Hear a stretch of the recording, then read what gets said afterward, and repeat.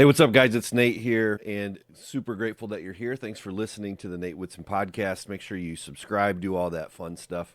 It really does make a difference and helps us to reach more Christian men. So, today we're continuing this conversation. If you've been listening all along, you know, starting around, I think it was episode 144, we're going back and forth between this idea of 5 habits that hurt and 5 habits or ideas or routines, processes in a man's life that can help.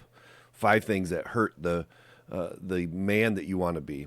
5 things that can help. 5 things that hurt the marriage that could be, and 5 things that help. And so, if you start at 144, I encourage you to do that and just consider these, 4 priorities of your life, 4 priorities of our ministry here called Get in the Fight. 4 areas of your life that you want to be great: husbands, fathers, followers of Christ, and just being a stronger, better man. And so we look at those things all the time. And as a habits and behavioral change coach for Christian men, my goal is to continually look at the routines of your life, not the things that you inspire to be, but the things that you actually do, the habits, the routines, the processes that lead you where you want to go or keep you from getting where you want to go. All of your life is a reflection of what you do, not what you hope for. And so we spend a lot of time talking about the things that we do or the things that we could do. I use a system that I created called the Start Super Small system, and you can find that if you go to getinthefight.club and learn more about that. But we use this system to teach men the step-by-step process of how to actually do the things that you want to do, how to actually stop doing the things that you don't want to do. So again, if that is you today, if you're listening to this thinking, man, there's so many things in my life that I get frustrated that I'm not able to start doing that I wish I could, then you need a system. You need a process. And if you're not sure how, go to getinthefight.club and you can learn more about that Start Super Small system. It's a course. If you look up the courses and the coaching, you'll see one called Training for Change. And that's the one that's for you. That's the one that you're looking for. That'll give you the Start Super Small system. That'll teach you a really simple process of how to actually do the things you want or to stop doing the things you don't. But with all of that said, today I want to talk about 5 habits that destroy your ability to be the man that you really want to be. I want to talk about some of the reasons that Christian men are struggling or failing to become that man. If there's one thing that I think that the world needs more than any other time, maybe in the history of mankind, is strong, godly men. Things are getting dark. I don't know if you've noticed that. And the thing that it's going to call out of the world are the weak and the strong. And man, we need weak men to be on the sidelines and strong men to be in the fight. That's really what this is about. But finding a godly, strong man is rare. It's hard to find these guys. And yet, I think when I look at my own life, and I'm certainly not the example. Christ is the example for sure. But when I look at my own life, I think, man, I want to be that man. I want to be a better husband. I do want to be a better father, a stronger man, a better follower of Christ. I do want those things. And I know that when I look around me, so do so many others. But they're rare. And so we're trying to push into this, and we're looking at some of the things that can keep you from being that man today. And here's kind of the storyline that I want to build that might help you to think through this today. I've got parked outside of my house here, I've got a 2017 white F-150 quad cab. I love this truck. It's an old truck now. It's got a lot of miles on it. I've put a lot of money into keeping it running, but it's an old, rugged, great pickup truck. It's built strong. It's very capable of, doing what I need it to here in Michigan. It's reliable because I've put some money into it. But I want you to just picture my truck, all right? Or picture any truck. Picture your truck. But imagine that I took my white F-150 quad cab and I just park it. I put it out in the field and I leave it there for the next 3 years. It's untouched, it's unstarted, and it's unused. During the next 3 years that I put the truck out there and I just park it, the major issues likely wouldn't be from, major car accidents, right? It wouldn't be because of wear and tear. It wouldn't be because of some other vehicle runs into it. The question or the issue that it would have is neglect. a little rust would build up, or in Michigan, a lot of rust would build up. And slowly but surely, when you neglect the truck, all of the parts would start to seize up, and slowly but surely, this once capable, powerful truck becomes useless slowly over time. In a lot of ways, I want you to picture the life of a Christian man in a similar way. This neglect, this idea of being parked, being untouched, sitting around, not being used, never being started, is exactly what I think is happening to so many Christian men today. We are rusting ourselves out because of neglect. Many of us are not even on the road. Many of us are not even in the fight. That's why we called this ministry Get in the Fight. It was simply a journey of myself really being like this example I'm sharing with you today. I was on the sideline. I was parked in the middle of a field, like this truck analogy, however you want to think of it. I was not in the game. I was not on the road. And I think this is where many Christian men really are at today, neglecting being used.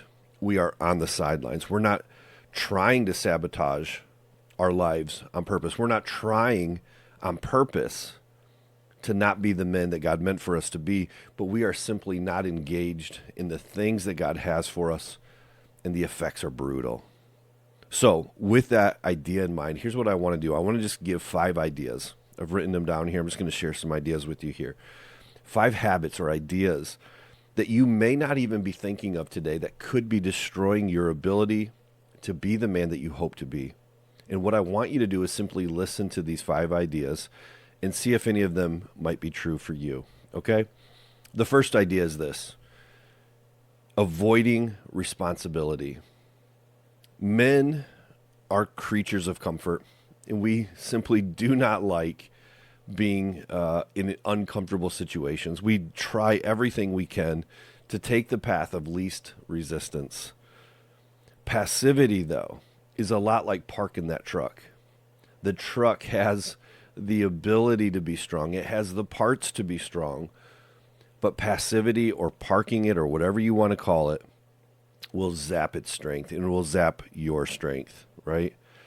No danger exists when you're parked, but it kills you over time. And I think that for a lot of men, we are avoiding the responsibilities in our lives that we are called to by God, and it is one of the major culprits in our lives for why we're not becoming the men that we could have been, right? Think of it this way. You are responsible for leading your families, but what do we see in so many homes? The wife has to pick up the mantle because the man is not playing the role. He's not doing the things that he is called to do as the pastor of the home, as the priest of the home, as the man of the home. A man is responsible for loving his wife and pursuing her for life, but he's failing to do so. He kind of checks out of marriage. He starts to actually check out other women. He starts checking out mentally and emotionally and spiritually and physically. A man is responsible for taking care of himself spiritually, physically, emotionally, right? All of these different things. And yet what happens over time is many men have checked out of their responsibilities and they've gotten very, very lazy. A man is called to be responsible for owning up to everything in his life, his mistakes, his problems, his issues. And what we see instead is that many men blame everybody else, everything else. He points his fingers to anybody but him. And here's what I think about that. When you avoid these responsibilities, and probably many others, life becomes something that happens to you rather than you dictating the outcome, rather than you leading the way forward. If you want to be a better man, then one of the things that I want you to consider today is, are you responsible for the things that God has put you in charge of? Are you doing the things that God has asked you to do? Or are you avoiding responsibility? Are you pointing the finger? Is it never your fault? Is it always somebody else's fault? Maybe even you've pointed the finger back at God. God, why have you done this? God, why have you allowed this? Why have you brought this? What I would suggest is that when a man avoids responsibility, it impacts his ability to become the man that God maybe had for him to be. What are the responsibilities in your life, and what do you need to do with those today? Number 2, things that I think over time can be neglected. And one of these, I think, is when you live without any real purpose. I want you to think about just maybe not even your own life, but just kind of look around at the state of men today. How many do you think live a life of great purpose? And now maybe for you. Do you know why you're here? Do you know what your purpose is? Do you have a clear mission? Who is impacted by your life, and why would it matter if you were here or not? A lot of men struggle to answer those questions. They don't have a clear picture of how to answer this question about purpose and mission and why they're here, right? It's kind of like the struggle for identity and understanding this is great. Think about like the story of a football player or basketball player, whatever your favorite sport is, right? A man understands his mission. I need to win the game. We need to score more points than the other team. We need to get to the championship. And it's like this clearly defined thing. At the end of each year, he's like, we either won or we didn't. And if we didn't, I know exactly what I need to do. I need to keep fighting. I need to get stronger. We need to get better. What about when you're not an athlete? Like, what is your mission? Or think about like guys in the military struggle with the same thing. They get out of the teams, or they get off of, being a part of a team, a part of a mission, where it seems like everything is really clearly outlined for them. They know how to articulate what the commander's intent is. They know how to win that game. But then they become the game of life, and they just become a civilian, and they're like, I have no idea. I have no idea what my true purpose or mission is, that thing that really compels me and moves me forward. And my question to you is, how about you? Do you know what that is for you? Do you know how to articulate it? When we don't, we drift. We end up chasing after things that are foolish. More money. Like the pursuit of money for so many men is like the thing. It's like it's this game to be played to try to not just have enough to be happy or satisfied, but to impress others or to do nothing or whatever it might be, right? Like we just want to retire and golf all day or whatever it is. We chase after a title. We want to keep moving up the corporate ladder for some reason, but we have really no idea why. We don't even think it adds more benefit to our life. It just adds more stress. It certainly adds more stuff, but it never seems to satisfy. We chase after, feeling like a real man. So we chase after younger women, hoping that maybe if we can catch their attention or we can, woo them to our side, that we still have it. There's something in us, that's the mission, that I'm a real man. If I can sleep with all these girls or whatever it might be for you.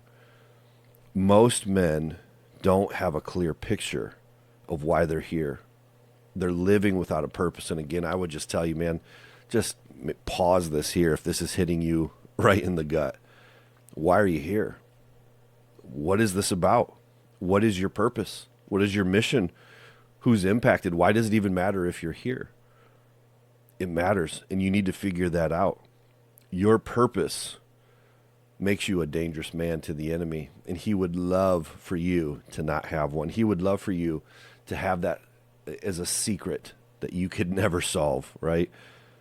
Are you a dangerous man, or are you a man who's in danger of drifting, in danger of just kind of being parked out in the backfield like my truck and ends up being useless and worthless? It's a serious conversation, and I hope that you'll take that one to heart. What is that for you? Hey guys, thanks for listening to the Nate Whitson podcast. I wanted to interrupt the show just for a second to let you know that there are all kinds of great resources for Christian men who want to be better husbands, better fathers, better followers of Jesus, and just better men in general. If that's you, or maybe somebody that you know, then be sure to head over to getinthefight.club, that's .club, and check out the books and resources, the coaching material, the newsletter, the Fight Club. There's so much there for you. Getinthefight.club. Check it out today. If you're serious about being the man that God meant for you to be, and you're looking for tools or resources or just help in general, then be sure to head over there right now and check it out. All right, that's it for now. Thanks for listening. Now back to the Nate Whitson podcast. The third thing that I said was doing the minimum instead of showing up fully. We're talking about 5 ideas, and there's probably so many others, but just 5 that came to my mind of what it is that might keep me from being the man that I really want to be. One of those things might be just that I'm so comfortable in doing the least amount possible. I think for many men, we have this nasty habit where we are really okay with giving half-hearted effort. We give half-hearted effort in our marriage, half-hearted effort in parenting, many times half-hearted effort at work. We just kind of do the check-in, check-out thing for all of these things. Half-hearted effort when it comes to ministry. I don't even know, honestly, if we would know what it looks like to give full effort. And if it is, we would be like, why would I do that? What if the other people aren't giving full effort? Would I just do that? Why would I be the only one to give effort like that in my marriage or in parenting, right? The kids don't even care. They're so concerned with all these other things. Why would I give more? Here's the thing. We, though, would all say that we are busier than crap, right? Like we are so busy. And why do men stay busy? Think about it. Why do men stay busy? It's because we want to create this front that we're doing great. How do I know you're doing great? Because I'm so busy. Well, you wouldn't be busy if you didn't have a lot of great things happening, right? Maybe not. Maybe actually the answer is wrong. Maybe being busy is a front because we don't want to give great effort in the things that matter. So we just stay busy in all of these areas so that it looks like things must be going great. We have a problem as men of being good with good enough. Good enough to us as men, I think it feels safe. But what happens is when you're okay with just being good enough, it stunts your growth at being great as a man. Here's what I would challenge you to think about. What would it look like in your life if you gave maximum effort, not minimum? And in particular, what would it look like if you gave maximum effort where it mattered most? What would your marriage, let's just use that one. What would it look like in your marriage as you took responsibility for your job, not hers, and you simply said, I'm going to be 100% invested in this marriage? Just pause the tape right here. What would that look like? What would that feel like? What would that entail? How about in work? If you went to work and you're like, man, 100% effort, I'm going to be the very best at the thing that God's asked me to do right now. What would that look like? What does maximum effort look like? What could that produce? How about in ministry? What is your ministry? What is your role to serve in? If it's opening the door and being a greeter, what would maximum effort look like? Right? Like, what is that for you? What are the areas that God has called you to serve in, and what would maximum effort look like? How about in your health? I don't know about you. I'm moving into my 50s here pretty quickly. And health becomes this thing where I can feel it. Like, I know this is a really important thing to keep my health. What would maximum effort look like? Or in your spiritual development. Many of us are like, man, we are way okay with just being good enough and giving minimum because we're like, well, I'm not really good at reading. Okay. So you can't grow in God's word because you're just not good at reading? Is there any other options? Right? You know what I'm saying? Like, we are so wimpy. We are so okay with just being good enough. And I'm just saying, like, think of it this way. What are the areas that you know matter most? What is your effort level? And what would it look like if you gave the maximum? The fourth thing that could be this area of neglect, this area that maybe you haven't thought much about, that could be keeping you from being the man that God meant for you to be, could be that you're chasing approval. And here's what I mean by that. I am so guilty of constantly seeking and needing praise from my peers, from my spouse, from social media likes or clicks, or just from somebody like saying, like, hey, you're doing a great job. I have this genuine need to feel appreciated, to feel like I'm valuable in some way, or to feel like people understand me. that people would like me. And as such, unconsciously, certainly not like front and center, but unconsciously, I try really, really hard to chase approval in order to make sure that my heart feels full and that I feel worthwhile or valuable and loved. How about you? Not everybody deals with this, but I know that many men do. And you might not have even stopped to think about it or verbalize it like I just did, but just think about, like, why do you do what you do? Are you in many ways chasing the approval of a father who's no longer around, or maybe he still is, but he's never really kind of given you that thing that you needed from him, and you're chasing it by just going, like, man, if I could like make more money and get this bigger house, maybe then my dad would approve of me or say, well done, son. Like, man, I'm so proud of you, or whatever that is, right? Maybe it's your mom that you needed that from her. Maybe whatever. Who are you chasing approval for, or from, I should say? It's like this. God has already told you how he feels. God has already said to you, you are my son. I love you with the same exact love that I have for Jesus. I love you like that. You are going to inherit all of these things. I am with you. I am for you. I died on a cross for you. How much more could I show you in terms of how much I think about you and how much I love you, right? You are worthwhile and you are loved. But when I, Nate Whitson, reject that because I'm like, yeah, I hear that. I understand that you say that, but I'm not sure I believe that. When that is true for me, then what I end up doing is chasing approval in so many other ways from so many other people. And here's the thing.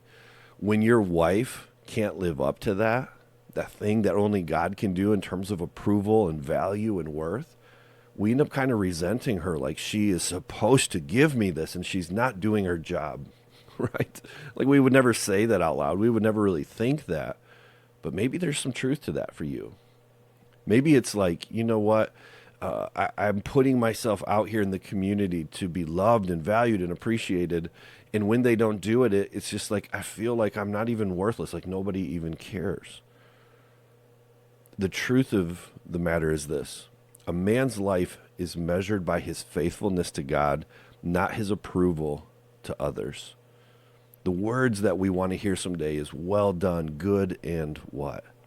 Faithful. Good and faithful servant. Our mission and our goal ought to be to hear those approving words from our Father one day.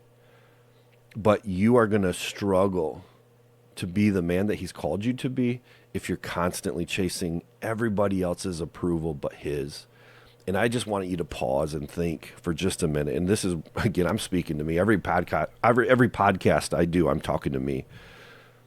But I want to know, like, for you and for me both, do you believe the things that God says about you, that you're enough? Do you believe him when he says that you are loved, that you're valued, that you don't need to perform for him, that you don't need to, like, keep chasing all these other things for him? Like, just like you are right now, he loved you when you were a miserable wreck, a sinner in need of a savior. He loved you in that moment before you ever felt like you had to do something for him, right? You're loved, you're valued, and the goal now is to go and live like it. To stop chasing the approval of everybody else. You're enough. And what would that look like if you lived out of that truth? To not do that, to neglect that truth, is what happens for many men, and we get sidelined and we stop being the man that we could have been. Number 5, last one. I had just said, like, a habit that destroys manhood is when we ignore small compromises. Now, none of us wants to be in the newspaper, or I guess there's probably not newspapers anymore, the digital newspapers or whatever it is, right? None of us wants to make the headlines as being the Christian man who failed miserably and now it's public. We don't ever want our name associated with the big blow up, right? But here's the thing. Neither did the guy who you know about who did fail. In fact, there's another story in the news right now of a Christian man, a Christian author, who had just admitted to having an 8-year affair with another married woman. And he just came out and said, you know what?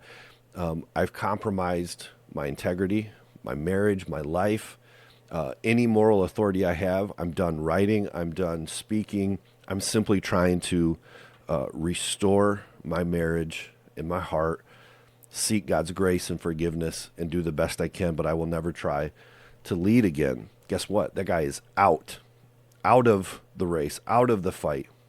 Now, God's grace can cover that. There will be consequences still in this man's life, but he had big compromise that went public, but it didn't start there. And we all know this story. We know the story over and over, and yet we still see these stories come out. And it's because, I think, we let minor, what we say, small things like that slide in our lives. The little white lie that we tell, the little secret indulgences, the cutting corners, the little bits of cheating that we do here and there. And they're not always in the same category. It's just that when you start to cheat in one area, it becomes really easy to cheat in every other area. And so the small doesn't stay small. Small leads to big. Small compromises can become catastrophes. It's kind of like when you park that truck out there, it doesn't just stop running tomorrow. It happens slowly but surely. Small little seizing up of a part here and a part there, a little rust here, a little rust there. The next thing you know, this once powerful potential that was there is now useless. Small compromises erode our integrity. They erode our ability to be the men that God meant for us to be. And instead, it replaces that with making us liars, making us pretenders and frauds and fakes. Our goal, when you start to live in that world of being a fraud, our whole goal simply becomes to keep up appearances, because we never want anybody to see us with our mask off. And this is how so many of us live. When you get to the point where you're like, I'm done with the mask, I want to start being the man that God meant for me to be, it really starts with doing the small things consistently right. The small things like the first priorities of God's word and memorization and walking with integrity and protecting your eyes and protecting your ears and protecting your heart, right? In this conversation, one of the things that I think stands out to me, that I hope stands out to you, is that there really is nothing small. No small thought. That little thought might start small, but it doesn't stay small. And if easy for me to say, that little small idea can become this giant thing. It's simply a seed that grows. And we want to make sure the seed that grows is one that can turn into power and strength and might in Christ, building that in your life, instead of this small seed of compromise that becomes catastrophe later. And so I just simply tell you what I'm thinking myself right now, which is, hey, Nate, what are the small areas of compromise in your life today? You listening, I guess I would just tell you to do the same for yourself. What is the small thing or the small things that you know exist? The little bits of things that you're looking at with your eyes that you shouldn't, the thoughts that kind of linger, right? What are those things, and what are you going to do about it? Neglect is often the reason that many of us Christian men never become the men that God meant for us to be. We neglect these things, right? Maybe it's avoiding responsibility. Maybe it's living without purpose. We have no idea what our mission is. And so we just are drifting along, hoping something sticks. Maybe for you, it's being good with good enough and like doing the minimum, but never like really being fully present, never really being fully engaged in the things that matter most. Maybe for some of you, it's chasing approval, and it's never really just becoming the man that God already said that you are in his view. You've never really lived out of the identity of that because you don't really believe it. But this change could make a huge difference in you if you did. And maybe for some of you, the neglect is really just that you've neglected seeing things the way that they really are, and you recognize today that there are no small compromises. that little small compromise today leads to big, big trouble later on. And so my question to you is this: what's the one thing that you heard today, or maybe it'll spark something else? Maybe God will take this in a different direction, but what's the one area for you that you know you might be neglecting today that could lead you to years down the road looking back and going, man, had I cleaned up that one thing, had I really addressed that area, I would be way more in line with the man that I wanted to be, but now it's too late. There's a time, and we never know the date. We don't know that you get 20 years or 30 years or 20 days or whatever. You don't know. But there becomes an end point for all of us. And my goal is that we could look today and say, you know what? I don't want to look back with regret.